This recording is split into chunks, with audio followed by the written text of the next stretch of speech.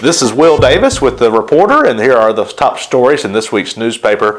A McDonough woman charged with going the wrong way on I-75 while DUI with 3 children inside. Brianna Frost, 25, has warrants for her arrest for DUI, reckless driving, and failure to restrain a child. She was taken to the hospital after the wreck. It was nearly a head-on collision with a tractor-trailer. Miraculously, the children were not seriously injured. The driver, Ms. Frost, was taken to Navicent Health for treatment. Sheriff Brad Freeman tells the Reporter that God must have been looking after the children because the mother certainly wasn't. See more details in this week's Reporter. Long Forsyth's most prominent restaurant on the Forsyth Square, Grits Cafe, will have a new owner soon. Waden Wettendorf has reportedly reached a contract to sell the restaurant to Richie Jones, a Macon restaurateur who owns several restaurants in Macon, including the well-known Downtown Grill. Wettendorf started Grits in 1999, 22 years ago, and it has been a mainstay in Forsyth, drawing people from all over to enjoy its southern cuisine. The COVID pandemic has been hard on the restaurant business, and many local restaurants report difficulty staying fully staffed. Jones told the Reporter he's looking forward to getting involved in the community. Find out more details in this week's Reporter. The Forsythia Festival is on after all. Forsyth City Council on Monday agreeing to allow the Chamber of Commerce to close downtown streets for the festival on May 22nd and 23rd. Council had originally approved the festival at its normal time in March, but then reversed itself and decided to not allow it in March at its usual time, the second weekend of the month. And so now they have approved it in May as cases come down and the vaccinations are taken. The Forsythia will not be as big as usual. We won't have the kids zone and a lot of those things, but it will have lots of vendors. Chamber CEO Rebecca Stone says she's confident she can attract a lot of vendors back to the festival May 22nd and 23rd. Find out more details in the Reporter.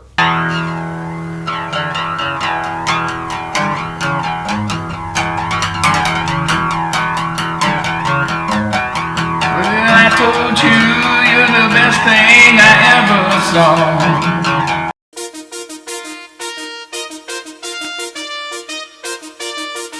This is Will Davis with the Reporter. Thanks for joining us on the Newsmaker segment. And this week's Newsmaker is our own Mayor Eric Wilson, Mayor of Forsyth.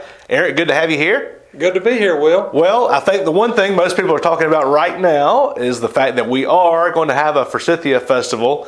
What went into the decision? Of course, you don't get a vote because you're just the mayor unless there's a tie.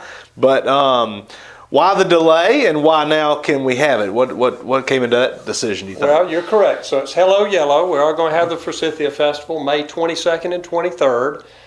Council had withdrawn the permit to close the streets back a month or so ago when we were in the height or the peak of the COVID surge, I think, and gave a reconsideration to it at the Chamber's request at our last meeting this past Monday, and agreed to move forward with the Forsythia Festival now that the surge is down. Many people are getting vaccinated. I think that played a part in it. The Chamber has instituted safety protocols that are going to make it as safe as possible. It's an outdoor event. So I just think there were a number of factors that played into moving forward with it and granting the street closure so that they could move forward with the festival. So I'm looking forward to it. Good, we are too. And I guess Macon's already having its cherry blossom this week. So it looks like we're getting somewhat back to some normalcy.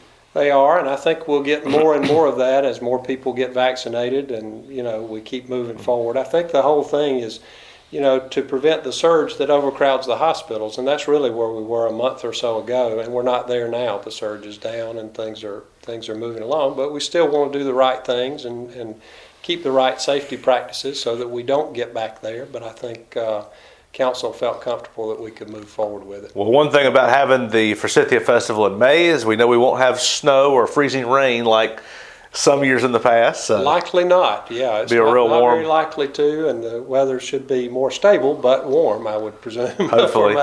Well, it's a good for downtown Forsyth. The festival always brings a lot of people here. And speaking of downtown, we had news in this week's Reporter about Grits may have a new owner, but you look back and, for so long, Eric, Grits was all downtown had on the square, and now we have so many options What do you think people need to know about how Forsyth is growing and changing? Well, I think it's great to see the economic development and the vibrance in the downtown area and in the whole town, really. It's not just downtown. The interstate corridor is doing well as well.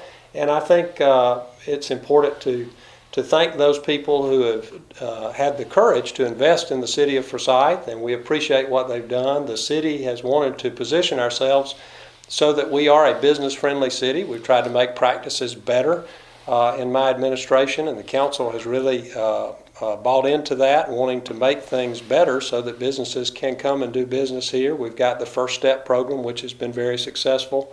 We've hired a economic development director for the first time a few years ago, and I think all of that helps. But at the end of the day, it's those people who make the investment, and we appreciate what they do, especially during a pandemic, to make an investment in a new business and in our downtown. And it's heartening to walk around on a Saturday night and just see what's going on. But it's not just Saturday, it's other days too, but you really see people downtown and circulating and doing business. I think you and I have both been here about 14, 15 years. I'd have to say that the downtown is more full as far as vacant offices and everything than I've seen it, and as much growth. That's correct. Yeah, I came here in 2002, and it's definitely fuller than it was then. It's definitely has grown a lot over the last several years, and I'm just real excited about the prospects and the future for Forsyth. And like I said, we've got other growth in other areas too. We've got some housing growth that's been lacking for a long time. We've got 2 subdivisions under development now, one that's an expansion and one that's a new subdivision. So it's just good to see what's going on in the city. It is very exciting. One business owner, a new business owner to town who has businesses in Macon, said, it's a lot easier up here than it is in Macon-Bibb County. He said the only downside is when you appear before council, word gets out a lot quicker than it would in Macon. And so that's a small town for you. And we have a really good newspaper, so they don't miss much. Well, the newspaper catches on pretty quick with whatever we're doing. So, the city is very helpful to get the information to the people. Speaking of downtown, the new city hall is coming along. Maybe slower than you may have wished. What's going on with City Hall? They optimistically project an April 15th deadline, but April 15th deadlines don't bring a lot of good feelings to anybody. So well, we've had a few deadlines, and of course they've moved over time because of different reasons. Some of the delay was due to COVID and people being out, workers and subcontractors and things. Some of it was due to weather, which weather is figured into the contract when they do a contract. I'm thinking sometime, in hopefully a May time frame that we'll get in there, and they're making a lot of progress. They're working really hard on it the last couple of months especially, and weather permitting. Of course, we're having some not so favorable weather the last couple of days, but I think they'll get it done pretty soon, and I think we're going to have a building that we can be proud of. And one of the reasons we wanted to go into that building is we needed more space, for one, and 2, we wanted to get off the square so a business could come in there, and it worked out so perfectly that Scoops came along and wanted that building.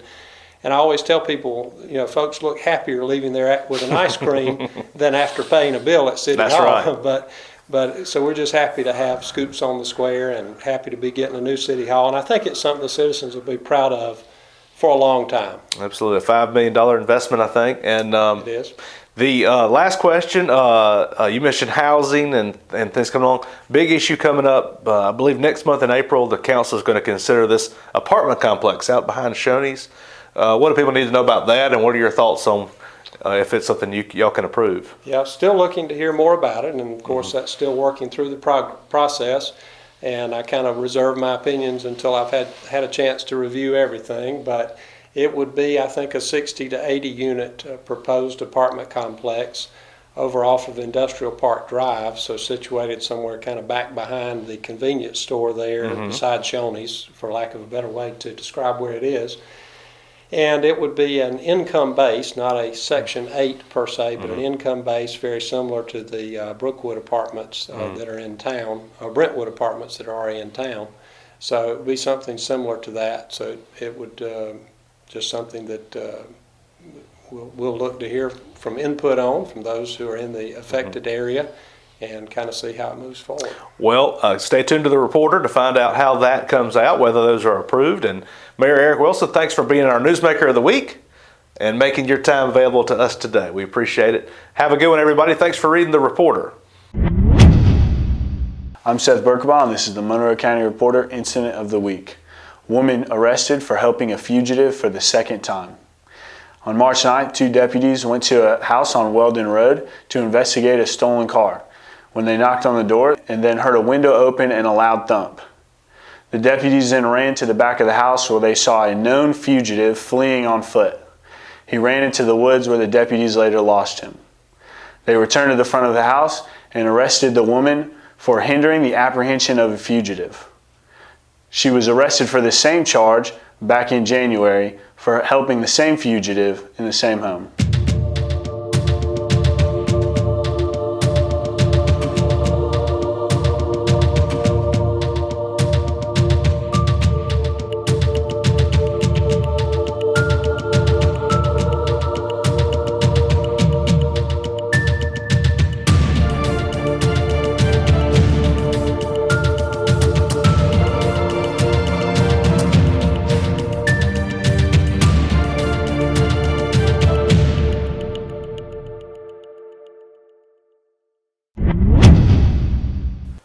Monroe County's first criminal jury trial in over a year will be a murder trial, and it'll start on Monday with jury selection as the Monroe County District Attorney gets ready to try to prosecute Mr. Raymond Chambliss, who is charged with killing his girlfriend, Tanya Herring, back in August of 2018. The case is nearly 3 years old.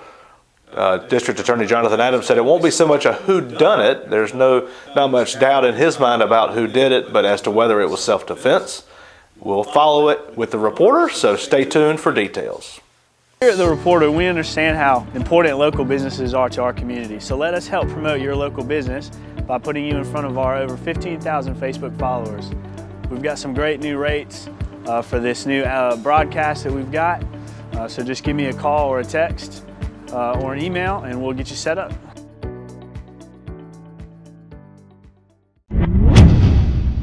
Monroe County Commissioners voted 4-1 not to require employees to wear a mask. New District 1 Commissioner LaMarcus Davis was suggesting they do so. He said he talked to a couple of road department employees who are concerned about the virus and wanted a mask requirement, but the other commissioners not going along with it, saying they don't want to restrict the freedoms of their employees. And noting John Ambrose, District 3 Commissioner, said that he's noticed that some of the most faithful mask wearers are the ones who have come down with the virus. Find out more details in this week's Reporter.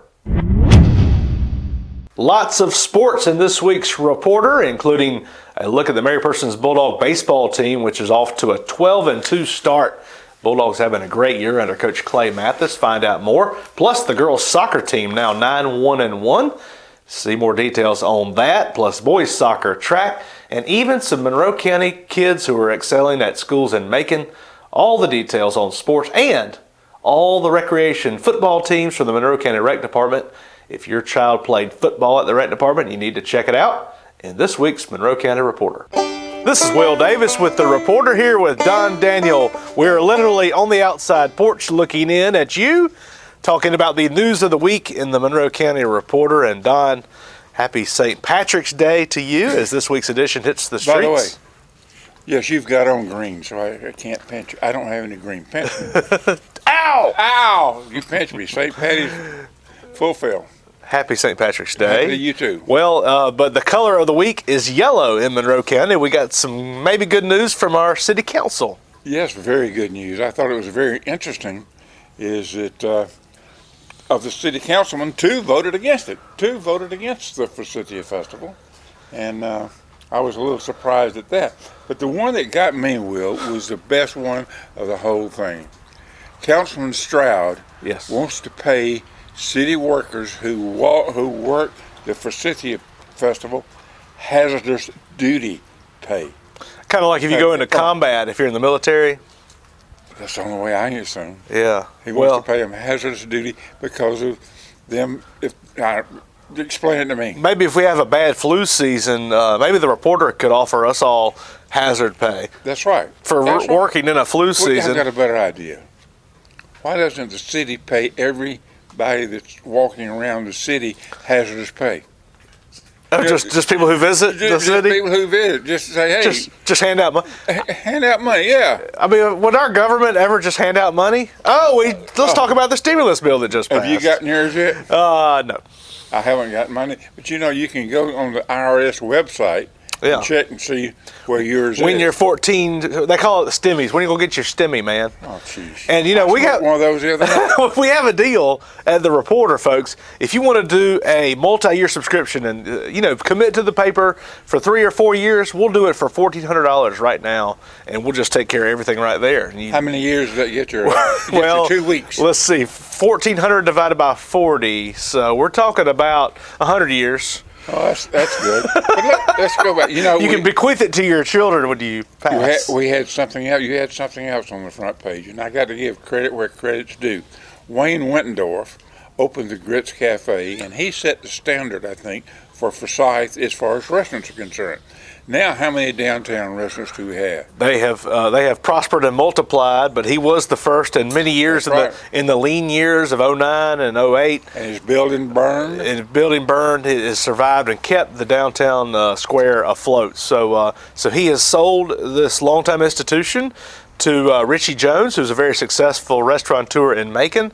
So I think that bodes well for the city and for our downtown. I think so too. Again, as I stated in my column, is that Forsyth is becoming a mecca for fine dining.